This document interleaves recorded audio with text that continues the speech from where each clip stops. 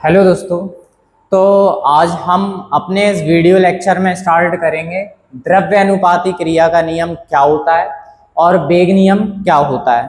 दोनों बातें दिखने में एक जैसी हैं, लेकिन दोनों बातों का मतलब काफ़ी अलग अलग है। यह हम 11th क्लास में पढ़ते थे रासायनिक साम्य अवस्था में। तो सबसे पहले हम लोग जान लेते हैं द्रव्य अनुपाती क्रिया का नियम है क्या। लेकिन इस चैप्टर के लिए हमें जरूरी है वेग नियम। दोनों एक जैसे दिखते हैं, दोनों को हम समझ लेंगे, दोनों में क्या डिफरेंस है ये भी हम चेक कर लेंगे। ठीक है, तो सबसे पहले इसके लिए हम लोग एक अभिक्रिया मान ले रहे हैं। अभिक्रिया माना एक अभिक्रिया क्या है हमारे पास, ए प्लस बी गिव्स C+D। ठीक है, ए और बी अगर रिएक्शन करेंगे तो ये क्या बनाएंगे, सी और डी। देखो द्रव्य अनुपाती क्रिया का नियम क्या कहता है। द्रव्य अनुपाती क्रिया का नियम अगर इस रिएक्शन पे अगर लगाओगे तो अभिक्रिया की दर, इस नियम के अनुसार अभिक्रिया की दर अभिकारकों की सांद्रताओं के गुणनफल के समानुपाती होती है।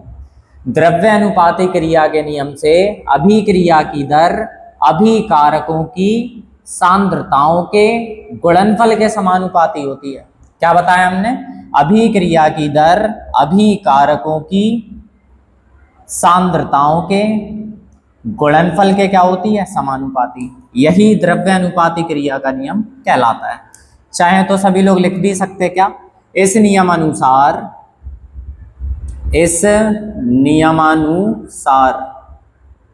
अभिक्रिया की दर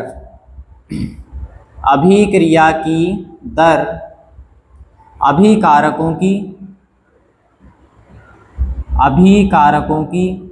सांद्रताओं के गुणनफल के समानुपाती होती है। यही द्रव्य अनुपाती क्रिया का नियम कहलाता है।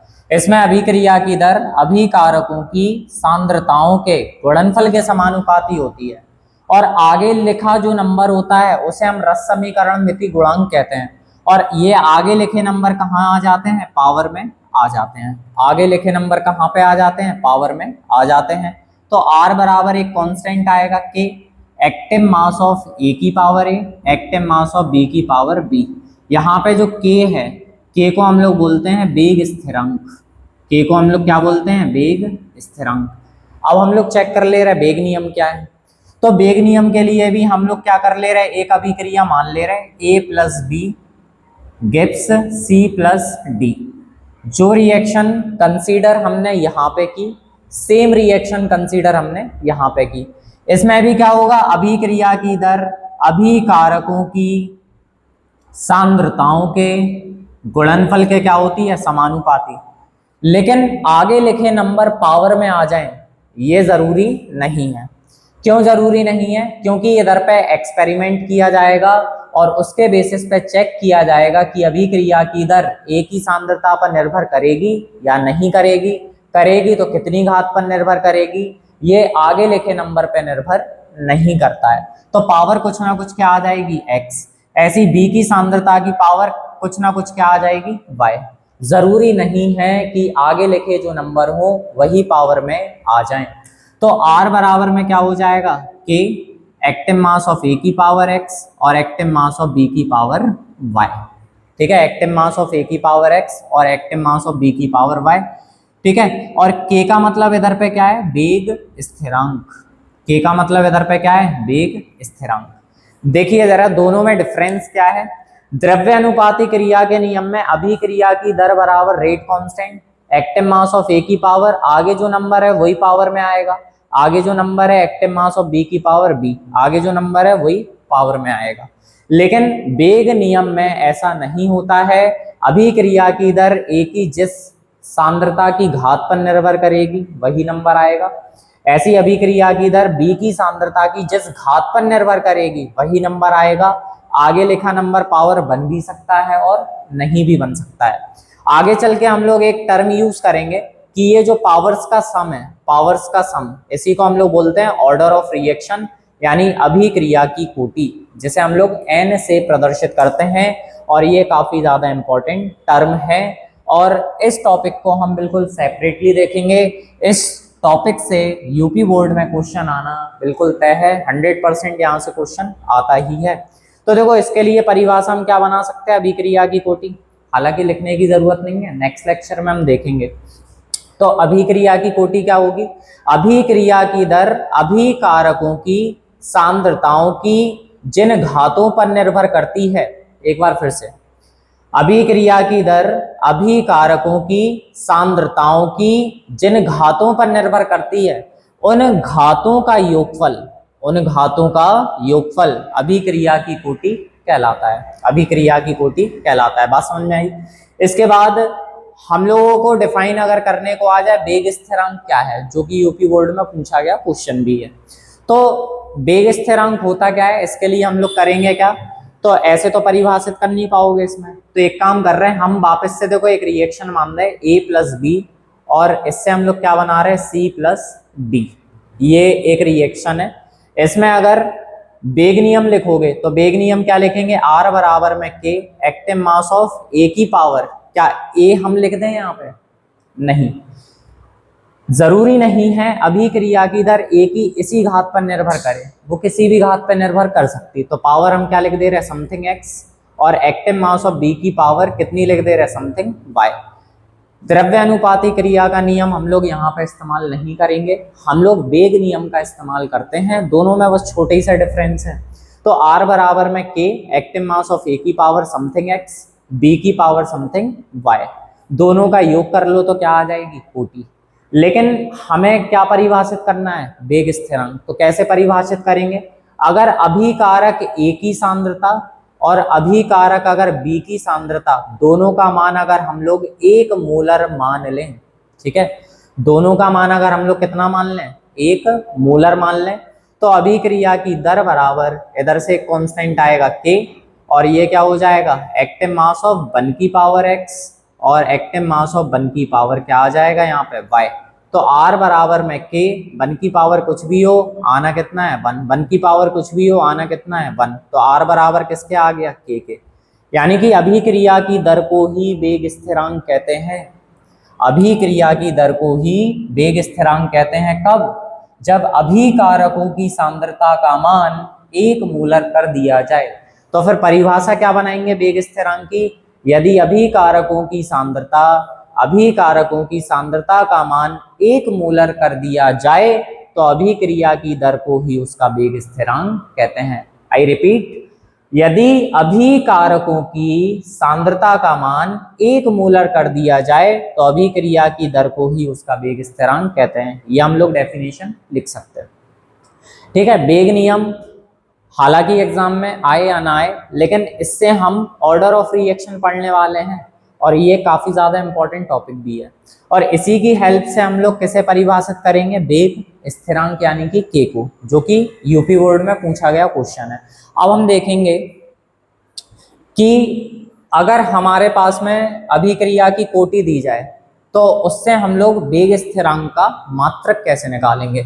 तो इसी डेरिवेशन की हेल्प से सबसे पहले तो हम लोग एक फॉर्मूला प्रूफ करेंगे और उस फॉर्मूले की हेल्प से ही हम लोग क्या करेंगे, वेग स्थिरांक के मात्रक ज्ञात करेंगे, जो कि काफी इंपॉर्टेंट ही है।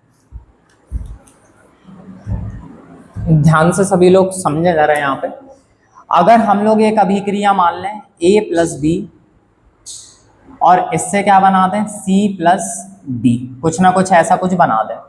अगर हम लोग वेग नियम से लिखें तो वेग नियम से बताओ हम लोग क्या लिख सकते हैं, वेग नियम से क्या लिख सकते हैं, R बराबर में K active mass of A की पावर समथिंग कुछ x और B की पावर समथिंग कुछ y, और दोनों को जोड़ दें तो क्या आ जाएगा, अभिक्रिया की कोटि। तो अभिक्रिया की दर अभिकारकों की सांद्रताओं की जिन घातों पर निर्भर करेगी उन्हीं घातों का योगफल अभिक्रिया की कोटि कहलाएगा। इसका हम लोग यूज कर लेंगे, लेकिन हमें मात्रक निकालना है किसके लिए, वेग स्थिरांक के लिए। तो वेग स्थिरांक बराबर क्या हो जाएगा, अभिक्रिया की दर अपॉन में एक्टिव मास ऑफ A की पावर x और एक्टिव मास ऑफ B की पावर क्या, y। ऐसे ही तो कुछ करेंगे। ध्यान से जरा सभी लोग समझें। वेग स्थिरांक बराबर अभिक्रिया की दर का बताओ मात्रक क्या होता है। दर बराबर क्या होता है, अभिकारक या उत्पाद की सांद्रता में परिवर्तन अपॉन समय अंतराल। तो सांद्रता का मतलब क्या हो जाएगा, सांद्रता का मतलब क्या होगा, मोल पर लीटर। ठीक है, क्या हो जाएगा, मोल पर लीटर हो जाएगा। तो यहाँ पे हम लोग क्या रख दे रहे हैं, मोल पर लीटर। ये हो गया किसके लिए, अभिकारक या उत्पाद की सांद्रता में परिवर्तन, और अपॉन में क्या आता है, समय अंतराल। तो फिर इधर पे हम लोग क्या लिख दे रहे हैं, समय। ऐसा कुछ भी लिख सकते हैं, या फिर सीधा सीधा अगर लिखना चाहें तो हम लोग ऐसा भी लिख सकते हैं। ऊपर फॉर्मूले में क्या होता है, सांद्रता, तो ऊपर हम क्या लिख दे रहे हैं, सांद्रता, और नीचे क्या होता है, समय। समय के लिए हम क्या लिख दे रहे हैं, टाइम। टाइम सेकंड में भी हो सकता, डिवाइड बाय ए की सांद्रता। सांद्रता का मतलब हम लिख दे रहे हैं इधर पे कंसंट्रेशन, और उसकी पावर क्या लिख दे रहे हैं, एक्स। और इधर पे देखो क्या लिखा हुआ है, बी की सांद्रता यानी कंसंट्रेशन की पावर हम क्या लिख दे रहे हैं, वाई। आगे सॉल्व करें जरा ऐसे, तो क्या हो जाएगा, सांद्रता की घात कुछ नहीं है तो 1 है। नीचे देखो समय है, तो समय की भी घात कुछ नहीं है तो कितना होगा, 1 होगा। और यहाँ पे देखो आधार अगर समान है तो सांद्रता की घात कितना हो जाएगा, पावर्स ऐड हो जाएंगी, x प्लस वाई हो जाएगा। अगर इसको अगर हम लोग ऊपर लेकर गए तो ऊपर लेके जाएंगे तो कैसे होगा, एक काम करो, सबसे पहले तो x प्लस वाई को हम लोग क्या लिख सकते हैं, अभिक्रिया की कोटि यानी कि n लिख सकते हैं। तो फिर वेग स्थिरांक बराबर में कितना हो जाएगा, सांद्रता बटे में नीचे क्या चल रहा, समय। नीचे क्या चल रहा, समय। और इधर पे ये क्या आ जाएगा, सांद्रता की घात क्या, x प्लस वाई को हम क्या लिख दे रहे हैं, n। तो k बराबर में कितना आ जाएगा, सांद्रता की घात कुछ नहीं है तो 1 है। n को जैसे ही ऊपर ले गए तो ये काय का हो जाएगा, माइनस n। और टाइम को जैसे ही ऊपर लेकर गए तो ये क्या हो जाएगा, टाइम इनवर्स। हम लोग इस वाले फॉर्मूले का यूज करेंगे, और हम लोग क्या लिख सकते हैं, वेग स्थिरांक बराबर सांद्रता यानी कि मोलरता से परिभाषित होगी, और मोलरता का मात्रक क्या होता है, मोल पर लीटर। तो सांद्रता का मात्रक क्या हो गया, मोल पर लीटर, और ऊपर क्या लिखा है, 1 माइनस अभिक्रिया की कोटि और समय का क्या, इनवर्स। इस वाले फॉर्मूले का यूज हम लोग करेंगे और क्या निकालेंगे, अभिक्रिया की कोटि का इस्तेमाल करके वेग स्थिरांक का मात्रक। जैसे कोटि का मान अगर 0 है, अगर ये शून्य कोटि अभिक्रिया है तो k बराबर में कितना आ जाएगा, मोल पर लीटर की पावर कितना आ जाएगा, 1 माइनस n का मान कितना रख देंगे हम लोग, 0। और ये टाइम, टाइम अगर सेकंड में दिया जाए तो क्या हो जाएगा, सेकंड इनवर्स। तो ये कितना होगा, मोल पर लीटर, मोल पर लीटर की पावर 1, और ये हो जाएगा क्या, सेकंड इनवर्स। आगे सॉल्व करें जरा।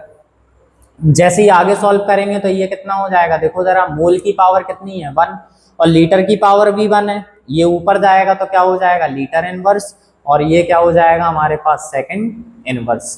तो ये मात्रक बनेगा किसके लिए, जीरो ऑर्डर रिएक्शन के लिए। अगर ऑर्डर वैल्यू अगर 1 आ जाए, ऑर्डर वैल्यू अगर 1 आ जाए, तो ऑर्डर वैल्यू अगर 1 होगी तो फिर क्या करेंगे, मोल पर लीटर की पावर हम लोग कर देंगे 1 माइनस n की जगह पे कितना आ जाएगा, 1, और ये सेकंड इनवर्स। 1 से 1 कैंसिल, कितना आ जाएगा, 0। और किसी की भी नंबर का पावर अगर कितना आ जाए, 0, उसकी वैल्यू कितनी हो जाती है, 1, सेकंड इनवर्स। तो फाइनली आंसर क्या आ जाएगा, सेकंड इनवर्स।